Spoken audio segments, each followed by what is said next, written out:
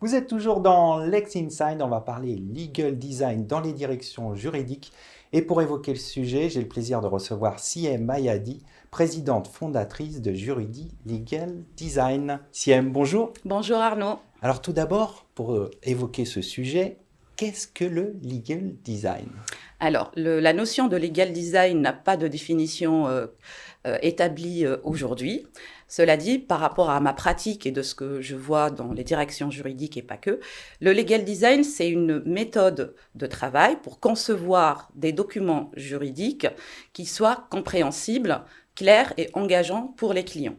Et la démarche, elle s'inspire de la mentalité et les méthodologies des designers, où on vient mettre l'utilisateur, donc le client, l'utilisateur de la matière juridique au centre de toute la démarche de la création des documents juridiques et pas que, ça peut être les services ou l'organisation même d'une direction juridique.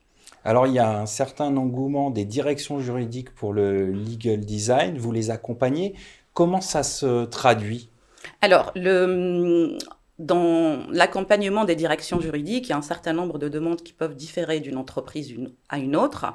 Mais l'idée globale qui en sort, c'est que les directions juridiques ont compris qu'il y a une accélération de la transformation digitale des métiers du droit de façon globale et que leur positionnement au niveau des entreprises doit évoluer. Et pour ce faire, ils font appel à Juridi. Je peux les accompagner dans le legal design de l'information, où on vient retravailler les contenus juridiques, les restructurer pour les rendre accessibles et compréhensibles par les opérationnels et les dirigeants de l'entreprise. Et donc, la direction juridique travaille aussi sa communication et l'image qu'elle pourra envoyer en interne par rapport à ses clients.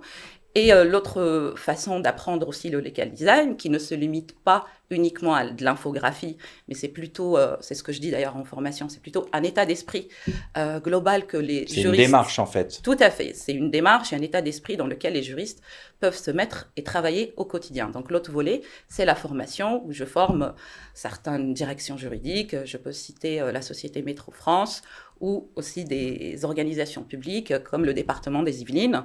C'est des directions qui veulent aller vers donc, la transformation digitale et ils souhaitent acquérir des compétences extra-juridiques pour pouvoir aller vers l'implémentation d'outils digitaux. Ça peut être développer sa capacité à travailler en mode projet, donc être agile, mais aussi travailler avec d'autres personnes qui ne sont pas forcément des juristes. Ça peut être leurs clients internes. Et donc là, on développe le travail collectif et aussi on développe l'intelligence collective. Et ils souhaitent aussi pouvoir communiquer de façon claire pour sécuriser les dossiers et les projets de leur entreprise. Et concrètement, vous travaillez sur quel type de projet? Des contrats, ça peut être des contrats. Là, j'ai un de mes clients en ce moment, une grande entreprise française qui est aussi implantée à l'étranger, qui est en train de transformer ses contrats en façon legal design, donc avec le langage clair, avec des infographies, où on vient présenter l'information de façon accessible pour que leurs partenaires puissent savoir sur quoi ils s'engagent et aussi comprendre la responsabilité des parties et les obligations des parties. Donc, c'est des contrats qui peuvent aller jusqu'à 60-70 pages. Oui, et du coup, c'est un réel intérêt d'essayer de rendre intelligible ce contrat en mettant en avant certaines spécificités. Tout à fait, le rendre intelligible, compréhensible, dans le but, in fine, de notamment réduire les risques de contentieux et aussi donner une image de l'entreprise par rapport à tout l'aspect éthique, valeur, qu'on est en train de travailler avec des partenaires de façon transparente et on souhaite qu'ils puissent comprendre sur quoi ils s'engagent. En définitive, quels sont les bénéfices pour les directions juridiques d'utiliser le legal design? Il y en a pas mal.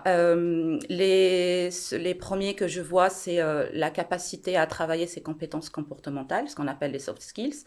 D'ailleurs, je peux renvoyer vos écouteurs et vos lecteurs vers le référentiel du juriste augmenté de l'EDEC Augmented Law Institute.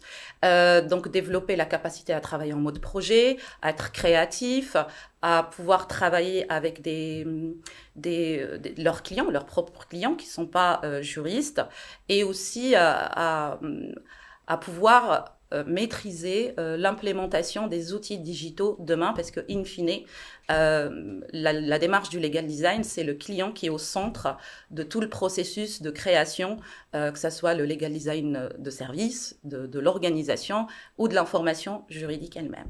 On va conclure là-dessus. Merci Siem d'être passé sur le plateau de Lex Inside. Merci Arnaud. Merci à toutes et à tous pour votre fidélité et à bientôt pour un nouveau numéro de Lex Inside.